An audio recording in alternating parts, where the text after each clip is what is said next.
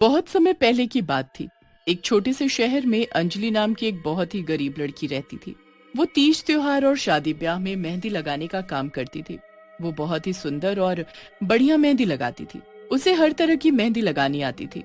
वो इतनी सुंदर मेहंदी लगाती थी कि हर कोई उससे ही मेहंदी लगवाने के लिए तैयार रहता था। लेकिन फिर भी उसे उसके काम के अच्छे पैसे नहीं देता था, जिसकी वजह से उसे कम पैसों में ही मेहंदी लगानी पड़ती थी। उसका एक सपना था कि कब वो दुल्हन बने और उसके हाथों में मेहंदी लगे। एक दिन की बात है।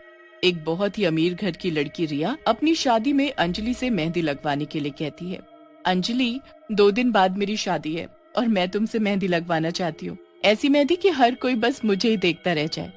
ठीक है दीदी, जैसे आप मेहंदी लगाओगे मैं वैसी ही मेहंदी लगा दूंगी। और हाँ, मुझे ब्लाउज मेहंदी लगवानी है, क्या तुम लगा पाओगी? हाँ दीदी, मुझे ब्लाउज मेहंदी भी लगानी आती है, आप चिंता न करें।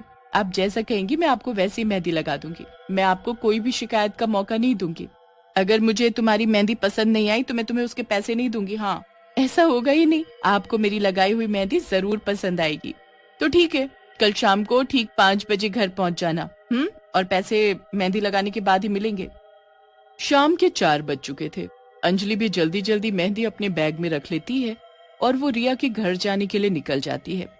अंजलि को रिया के घर जाते जाते देर हो जाती है और जब वो उसके घर पहुंचती है तो रिया अंजलि पर भड़कती हुई कहती है, ये टाइम है आने का, तुम्हें पता भी है कि कब से मैं तुम्हारा इंतजार कर रही हूँ और तुम हो कि अभी आ रही हो? वो दीदी, रास्ते में इतना ट्रैफिक था इसलिए आने में थोड़ी देर हो गई। अब बहाने बनाना छोड़ो और मेरे जल्दी से ब्लाउज मेहंदी लगाना शुरू करो। और हाँ, मेहंदी का डिजाइन अच्छा लगाना, नहीं तो एक पैसा नहीं दूंगी। हाँ, और मेहंदी थोड़ा जल्दी लगाना। जी दीदी। अंजलि रिया को एक बहुत ही सुंदर ब्लाउज मेहंदी लगानी शुरू करती है। उसने अभी मेहंदी लगानी शुरू ही की थी कि रिया शीशे से अपनी ब्लाउज मेहंदी को देखने लगती है और मेहंदी देखते ही भड़क जाती है। ये क्या, ये कैसी मेहंदी लगा रही हो? ठीक से डिजाइन लगाओ। और ये तुम हाथ कैसे चला रही हो जैसे खुद के हाथों में मेहंदी लगी हो? ऐसे तो सुबह हो जाएगी और मेहंदी भी नहीं लगेगी। और हाथ थोड़ा जल्दी चलाओ। ठीक है दीदी, मैं दोबारा से मेहंदी लगाती हूँ। अंजलि रिया को दोबारा ब्लाउज मेहंदी लगाने लगती है।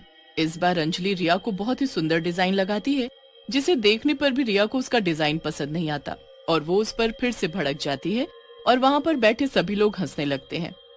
अंजलि जब उन लोगों को अपने ऊपर हंसता देखती है तो उसे बड़ी शर्म महसूस होती है। जी दीदी, अभी अभी मैं सही से लगाती हूँ।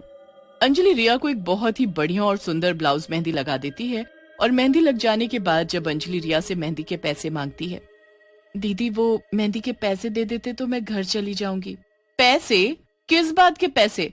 मैंने पहले ही कहा था कि अगर मुझे अपनी ब्लाउज मेहंदी पसंद नहीं आई तो मैं तुम्हें एक पैसा भी नहीं दूंगी। दीदी ऐसा मत कहो, मैंने आपको बहुत ही सुंदर डिजाइन लगाया है, आप चाहे तो किसी से भी पूछ लीजिए। अब तू मुझे समझाएगी? जा, नहीं है मेरे पास पैसे। वैसे भी मुझे तेरी ब्लाउज मेहंदी का डिजाइन पसंद नहीं आए तो उसके कोई पैसे नहीं है। रिया अंजलि को मेहंदी के पैसे नहीं देती, जिससे वो उदास हो जाती है और वो अपने घर लौटने लगती है। अंजलि पूरे रास्ते पैसे के बारे में सोचते हुए जा रही थी। उसे पता ही नहीं चलता कि कब वो सड़क के बीचों बीच पहुंच जाती है और तभी सामने से एक तेजी के साथ आती हुई कार अंजलि को टक्कर मारती हुई निकल जाती है, जिसमें उसकी मौत हो जाती है और वो एक भयानक चुड़ैल बन जाती है। नहीं, नहीं, मैं नहीं मर सकती, मेरी मौत नहीं हो सकती। अभी मुझे दुल्हन भी तो बनना है। मैं सबके हाथ में मेहंदी लगाती हूँ, मुझे अपने भी तो मेहंदी लगवानी है, बहुत सुंदर सुंदर मेहंदी। ये कहते कहते वो चुड़ैल रोने लगती है। मेहंदी, ये सपना मेरा कभी पूरा नहीं होगा। अब मैं एक चुड़ैल हूँ और चुड़ैल की कभी मेहंदी नहीं लगती, वो कभी दुल्हन नहीं बन सकती। आज अगर मुझे मेरी मेहंदी लगाने के पैसे मिल जाते तो मेरी मौत नहीं होती और मैं चुड़ैल नहीं बनती। अब मैं किसी को भी नहीं छोड़ूंगी। आज के बाद किसी दुल्हन को मेहंदी नहीं लगेगी, किसी को नहीं। फिर वो चुड़ैल जोर जोर से हंसने लगती है और वो वहां से गायब हो जाती है। और कुछ दिन बाद उसी शहर की एक लड़की काजल की शादी होती है और वहां मेहंदी लगाने के लिए वही चुड़ैल मेहंदी वाली का रूप लेकर उसके घर पहुंच जाती है। देखो, मेरी बढ़िया सी मेहंदी ब्लाउज लगाना, मुझे शिकायत का कोई मौका नहीं चाहिए।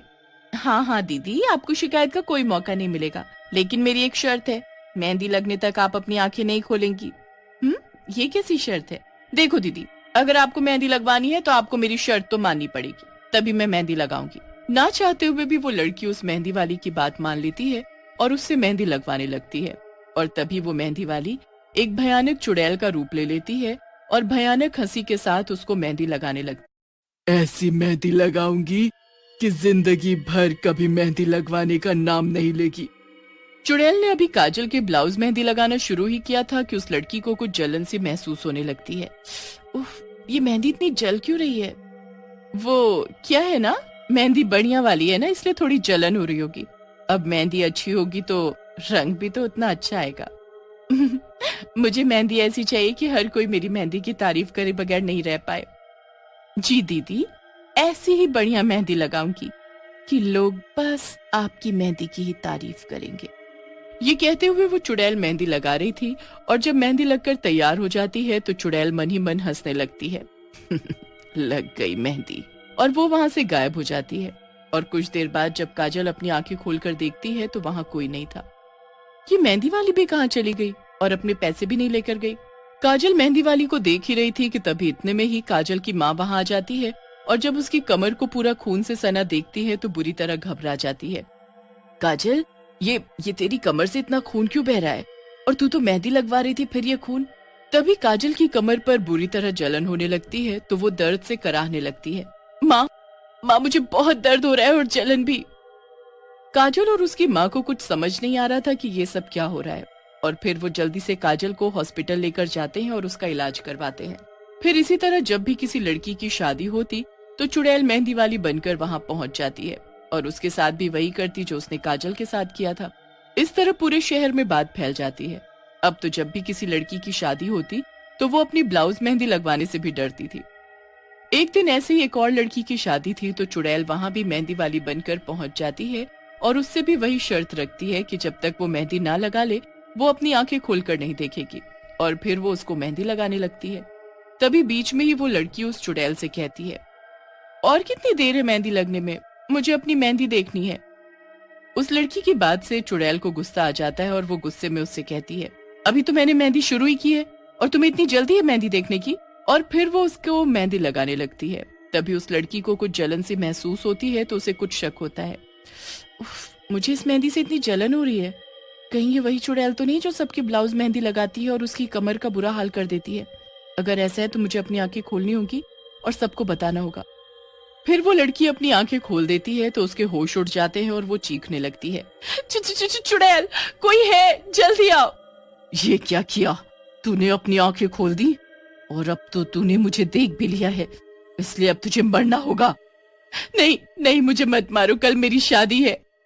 उस लड़की के चीखने की आवाज से उसकी माँ वहां आ जाती है और जब वो चुड़ैल को उसकी बेटी का गला पकड़े हुए देखती है तो घबरा जाती है। हे भगवान, चुड़ैल, ये तो वही मेहंदी वाली चुड़ैल है जो सबको घायल कर देती है।